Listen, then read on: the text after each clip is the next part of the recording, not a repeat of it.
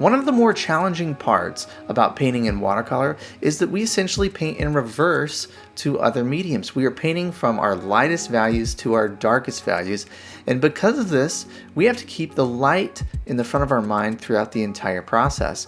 We have to paint around the lightest areas of our scene, and that can be tricky, and it can be a headache if we paint over things that we were meaning to preserve. Well, today I'm going to talk about a solution for you to bring back some of that light, some of that glow, some of that sparkle at the end of your painting process.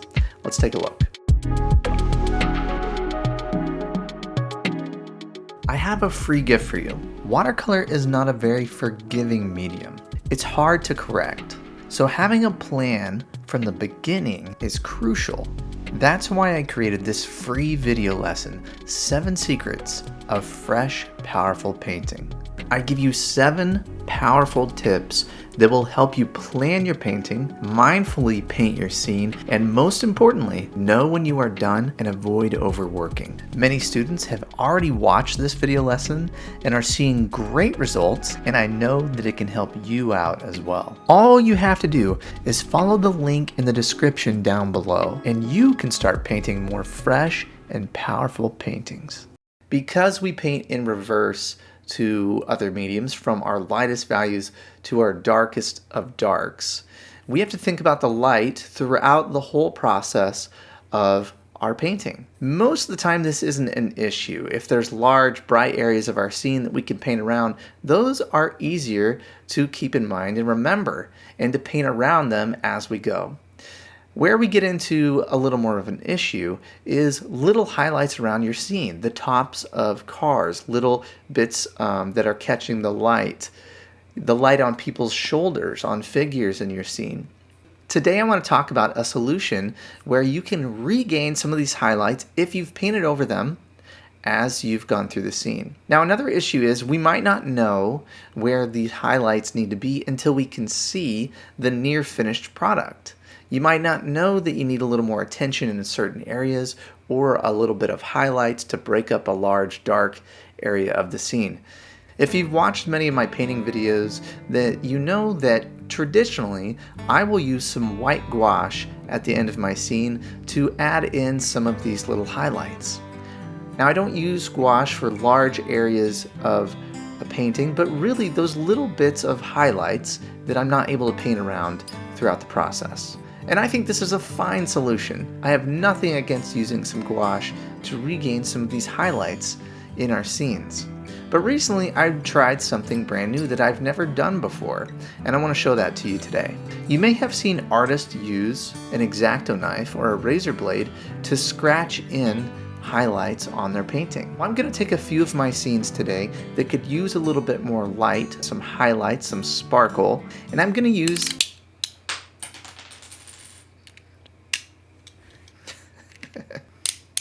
this knife to scratch in some of those highlights.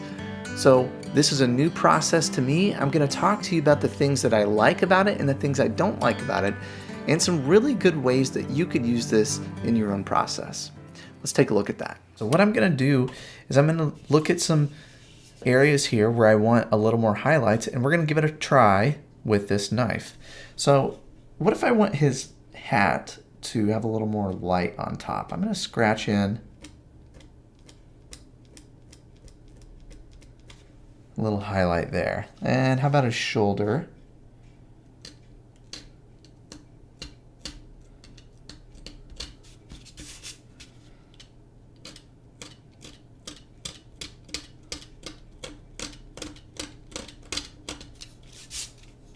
Then maybe the top of this sign, some little bits there. Maybe there's a wire, the top of this wire. So you can get some really sharp, detailed highlights with the use of a knife. Let's try the same thing here. So that's one thing I'll say is I feel like you can be even more precise with a knife. If you need some really sharp, hard edges, really precise brights, this might be a good option for you. Couple highlights there. Make that part a little more interesting. That's about all I want to do on this one. Let's take a look at another painting. Okay, here I have a little beach scene, and I'm thinking just a little more light on these figures might be good to emphasize our main area of interest here. So let's take a look here and add in a few more highlights with this knife.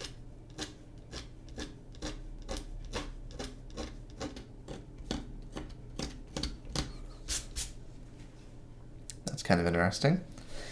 And maybe here.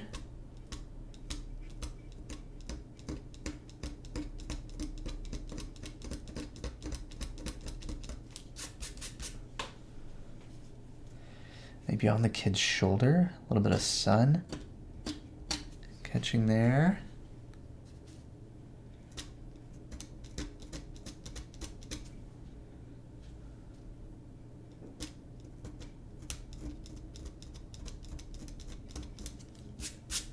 Yeah, kind of bringing a little bit more light to this scene. Maybe there's a little bit on the sand, a little bit of reflection.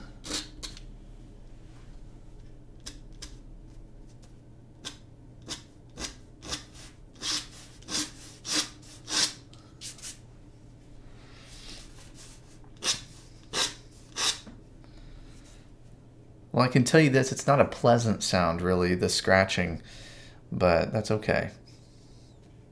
A bit here on that bird, a little scratch. Give that lower third a little more interest. Same thing here.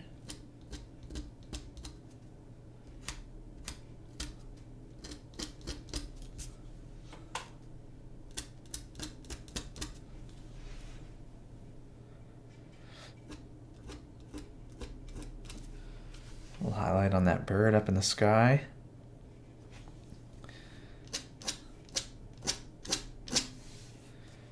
Some texture on just a couple of those trees.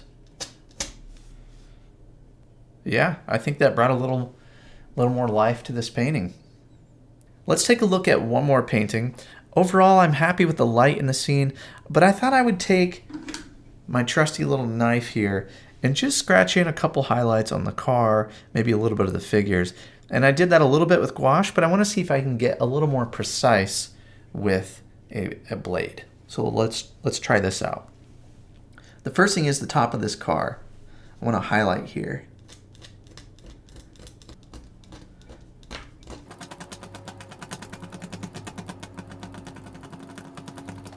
So that pops out a little bit better now.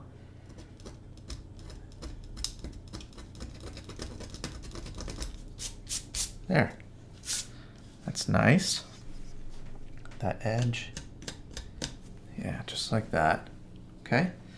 Maybe a touch here. Maybe a couple highlights on the figures. And I use some gouache, but I want to get a little more precise with some of this and want to see what I can do with this knife. Good, I like the highlight.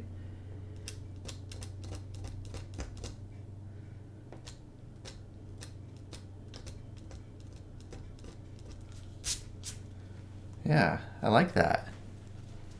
Maybe the back shoulder, a little touch of light. Good. Okay, that's looking good. Now I got one more figure over here, and maybe on these cars I'll do just a little bit more.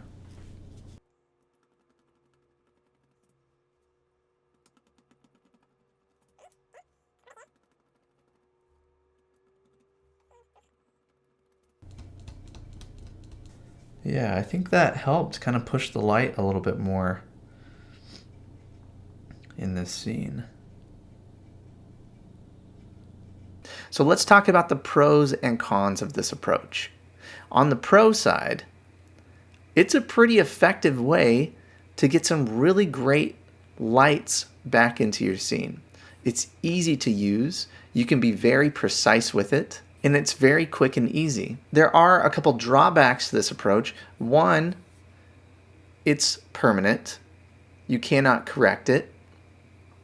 If you scratch something out and then try to go back over and lighten it, it's not going to work. It looks ugly, it creates a disaster.